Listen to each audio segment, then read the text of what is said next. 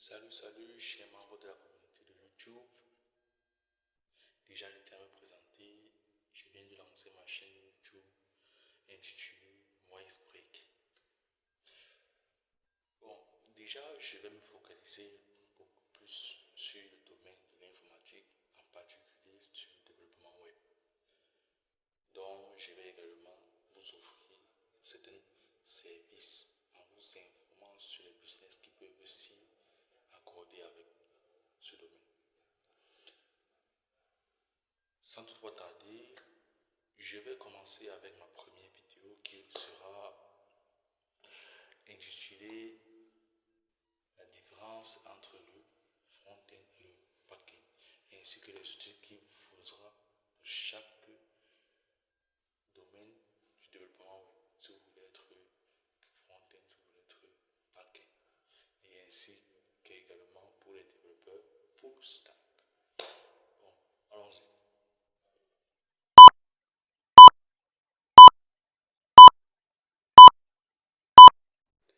Alors déjà, nous allons commencer par le front-end.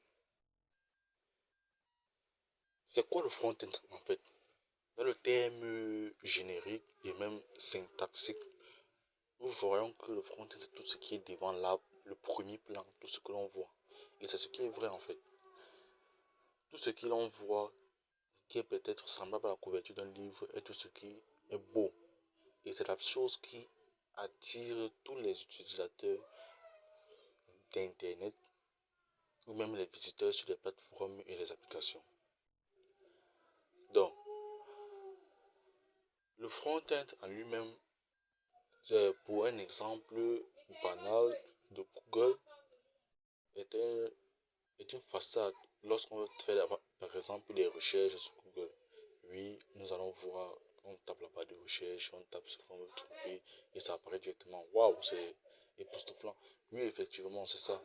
C'est le but du front-end, d'émouvoir, de nous faire ressentir des émotions et de nous émerveiller. C'est ça le front-end. Et le front-end en lui-même a besoin, pour pouvoir le mettre en œuvre et même de le distinguer, il va nous falloir certains outils informatiques dont les premiers seront les ordinateurs. Étant donné qu'il nous faut un ordinateur pour pouvoir coder et écrire des lignes de code, nous aurons besoin déjà de cela et d'un ordinateur, pas seulement un ordinateur à proprement parlant, mais un ordinateur performant. Il serait également judicieux que nous puissions nous mettre dans les bonnes conditions, donc dans un endroit où on se sent, on voit du plaisir, on sent que nous sommes heureux. Cependant, quand on parle d'ordinateur, sachez également que les téléphones portables font partie. Je n'exclus pas, je ne suis pas obligé, c'est pas obligé que vous ayez payé des ordinateurs portables. Vous pouvez également vous contenter de votre téléphone Android ou iPhone et installer les applications qui vous seront décrites juste à la suite, ainsi que les logiciels. Alors, à présent, nous allons voir les différents outils d'un front-end, donc tous les langages qu'il doit utiliser.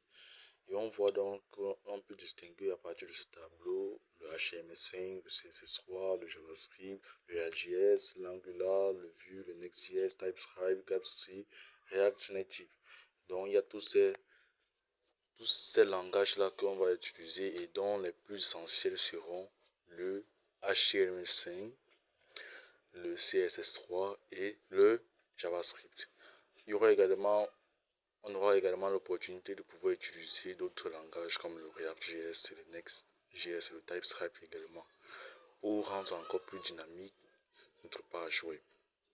Donc, pour pouvoir utiliser tous ces langages, il nous faudra des logiciels dont le plus performant déjà est Dreamweaver. Lui, c'est un WYSIWYG, en abrégé What you see is what you get. Lui, lorsque vous codez, vous allez voir directement l'exécution de votre programme juste sur le côté droit de votre écran. Et ensuite, on a Visual Studio Code. Visual Studio Code, lui également, c'est le plus utilisé déjà et il est très performant. Il vous permet de coder dans plusieurs types de langages. Donc, vous aurez l'opportunité de pouvoir l'explorer dans le moindre détail. Et par la suite, nous avons Sublime Text, lui également, qui est également très conseillé parce qu'il permet de distinguer les mots-clés avec les suppléances et les mises en couleur des mots-clés en fait. Et par la suite, nous avons Notepad++, également un logiciel d'éditeur de texte. Et par la fin, nous avons le logiciel par défaut qui est Blocknote. Blocknote en lui-même, c'est par défaut sur le système Windows. Et par ailleurs, je ne vous conseille pas parce que là, quand vous le faites, il va falloir que vous connaissiez chaque ligne de code que vous faites et que vous ne fassiez pas d'erreur. En fait, ça c'est pour les niveaux débutants, donc ça dépendra de vous. Mais autant mieux gagner en rapidité et en temps. Et également, une précision, le VS Code, lui, a la particularité d'être également fonctionnel sur les systèmes Linux.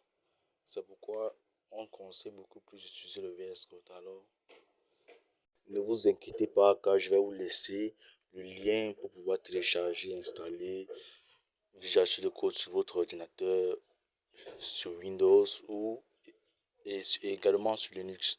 Et pour ceux qui veulent le télécharger sur leur téléphone portable, vous aurez l'opportunité d'aller sur App Store, bien sur Play Store et taper juste éditeur de texte où vous aurez la chance de pouvoir écrire vos premières lignes de code et nous suivre en direct à chaque fois que nous ferons une vidéo. Alors, nous arrivons au terme de cette vidéo et je vous dis merci d'avoir écouté et je vous prie de souscrire et de cocher sur la cloche de notification et également de vous abonner à la chaîne pour pouvoir suivre les prochaines éditions et les prochaines vidéos qui vont suivre et également de liker cette vidéo. Merci encore et à la prochaine.